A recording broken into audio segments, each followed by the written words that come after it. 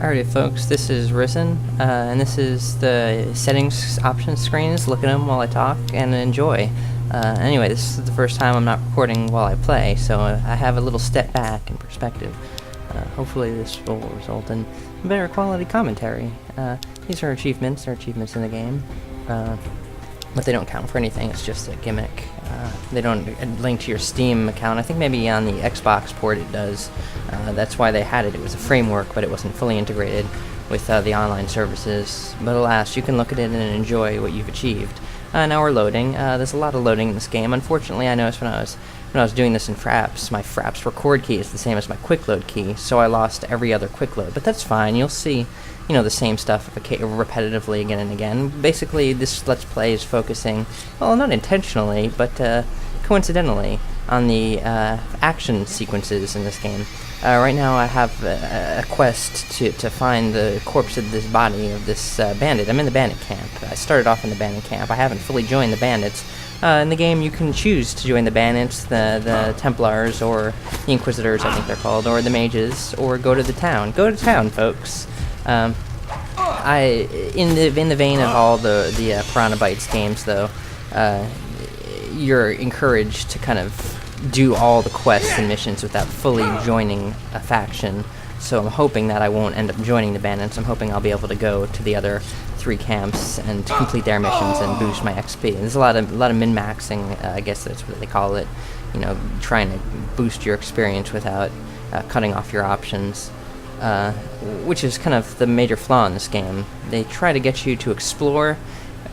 You're encouraged, you know, you have to at times to explore to boost yourself, but on the other hand, there's just so much pitfalls and prattles, so to speak.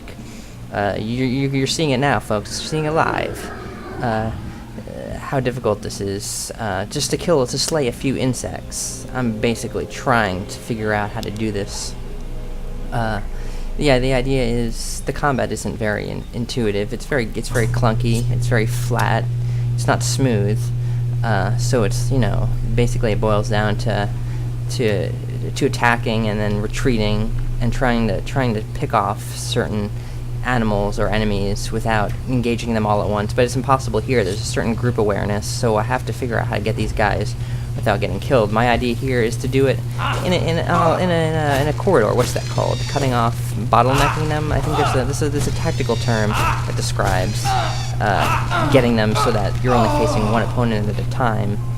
But that's what I'm trying to do, and it's very difficult here because the way they attack, you think it's time to defend yourself, but they won't attack when you have your defense up. And then the moment you get ready to attack, they attack you. So it just completely moots the entire thing. I think what I've discovered in this little predicament here is to make my first attack with a crossbow, and then my further attacks with the sword. But then I also learned to quick queue up a potion, and you'll see that. I think I went over this in the Postal 2 Let's Play on Friday. I think this game captures the paradigm of the German essence, in that you're constantly be facing a slew of essentially chores. The combat in this game feels like a chore, and so you're facing lots and lots of chores, lots and lots of quick loading, lots and lots of death, with little reward. But when you get that reward, folks, it's very rewarding. You know, rewards here aren't arbitrary. They're not overcommon. They're rare, and I think that's different from games nowadays. With you could see it. I think the closest thing I'm thinking of right now in the American paradigm is the Fallout 3 games, where every level you're constantly giving a perk. It's pretty ridiculous. It trivializes the whole concept of achievement and advancement, whereas this game makes it a testament to the human spirit and endurance. You know, you have to go through endless amounts of difficulty just to get a tiny boost in joy. You know, and then when it comes, it's like Beethoven's Ode to Joy. It's a heavenly choir. And I mean, it's not really a heavenly choir in this game. It is really a meager kind of joy, but it's a joy that is a testament to your endurance. The game isn't pretty. It's very mushy looking. It looks like everyone's been slathered in like clay or something, because they don't shine, they don't reverberate, they don't make you drop your jaw in awe. look dirty. Not dirty in like they've been, not like Die Hard dirty, where John McClane's face is covered in like soot and like blood. No, it's dirty like more in like no one ever had something beautiful to work with in the first place. Because they're all very blocky, very ill-defined models. I mean, it's if you're a fan though of the Piranha-Bytes games, this game you'll be right at home with this, and you'll enjoy that. It wouldn't bother you. That's what I'm saying. It'll bother you if you're expecting something else. Quite frankly, it's a love-hate relationship I have with this game and all their series, because of the difficulty, because of the ugliness. But in spite of that, you know, there's the love. What I love about the games is how the reward is really worth it for you as a player. How there's that sense of exploration and adventure, which is absent in other games, which constantly drag you along with quest markers and, you know, cut-off paths. There's no cut-off paths here, folks. You can always jump and explore the nearest cliff and canyon, find your own path.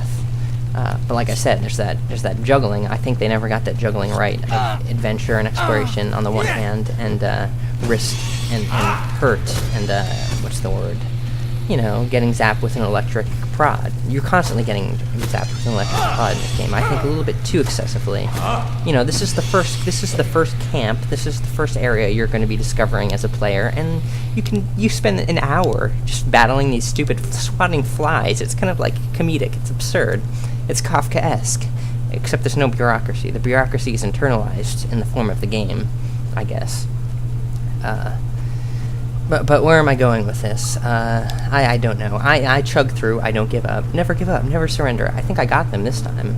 Yeah, I did. I beat them, and now I finally I found the quest solution. This is Dorgan, I think, and I found his corpse at the behest of Brogan.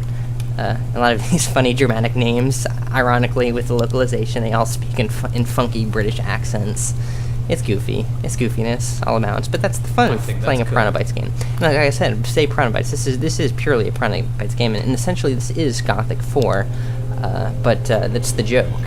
JoWooD stole the assets from Piranha-Bytes, and they lost control of their IP, so they had to create the Risen series.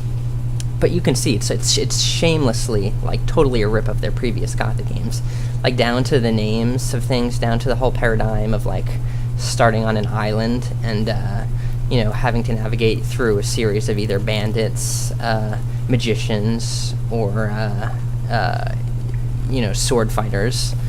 What else is a rip? I mean, everything is just. I mean, it's not a rip in the sense that like they're ripping off some other company. They're ripping off themselves, which is kind of like, it's kind of an ironic twist to be caught in a situation where you have to rip off yourself. And it's not. I'm not saying it rip as in a derogatory sense. I'm saying it as like the timeless conflict between being a developer and having to go against your publisher, because the publisher really dicked him with this.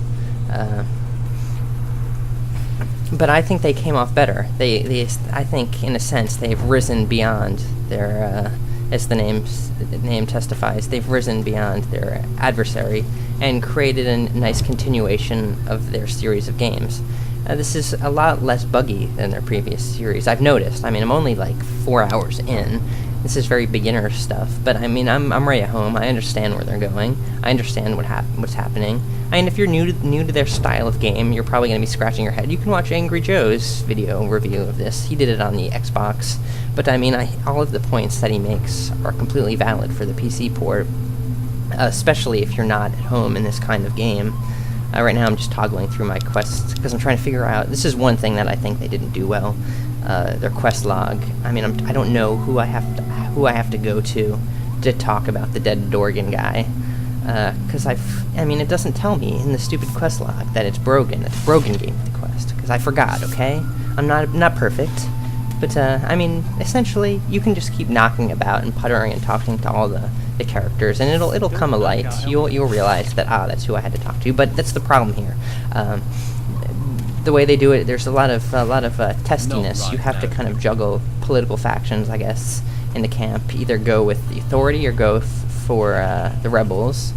You know, Brogan is a rebel. He's a mean guy. He's a cutthroat. He's trying to skimp off the top from Esteban, who is the Don. Esteban the Don. Boo, boo, boo, boo, boo. But, you know, Esteban seems like the better fellow, so I'm going to try and align myself with Rachel, who is the conduit to Esteban, she being his wife. So I'm giving her the list that was on the dead Dorgan. It sounds so stupid trying to talk about the plot in this game with the goofy Germanic names, but who can you blame for that?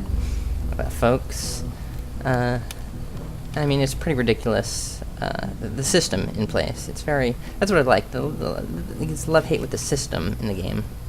Your stats and what have you, they're bullet points, and you really have to, in order to get them, you know, you have to find the trainer, you have to have enough learning points, you have to have enough gold. It's multi-tiered, and I like the way that they they spread out a skill or a stat, and they make you satisfy various different requirements, and so you really have to. It becomes kind of emergent in a sense, instead of just, you know, plugging in the numbers. You really have to embrace yourself in the world, you know, and invest yourself to satisfy these different things. I'm not going to show you, I don't think, any kind of my stat increasements right now. I'm showing you, I'm just navigating the quest. It's pretty stupid right here. I told him I found gold on the guy's body, and then I tell him, no, I didn't search the body, and he accepts it blithely. There's a little bit of stupidity in these dialogue trees. What I wanted to do is tell him I didn't find the body at all or something, or maybe there was nothing. I want to tell him there's nothing on the body, like he was completely ravaged by beasts. But there's no option for that. I would think that's a sensible option, but it's not there. So there's a lot of gaminess to this. You have to kind of give responses to what you think the game would request, and I think that's not fair to do. That's not good in the sense of gameplay, because in terms of quick loading, quick saving, you're going to be doing it a lot, and not just because you die, but because you didn't predict what the game was requesting, and that's not fair. That's stupid. That's a chalk down mark. But you know, you'll get used to it. You'll cleave out your path. This is stupid too. The healing system. I was back in there, and I didn't want to waste a potion or my meat, because I knew that once I left, I'd be able to drink some water and get my health up. But it's so stupid the way they make you do it like 10 times, and kind of this is about the Germanic punishment. You have to watch this stupid animation sequence to do it. So it's like you're punishing. The game is inviting you to punish yourself, which is odd. I just want my health. I don't want to waste time. But alas, poor Yorick. So there you go. There's Risen, folks. Play it if you're into this kind of masochism. But otherwise, you might not want to. I want to. This is Risen. This is me, Jabba Pop Hopajovovich. Blah blah blah.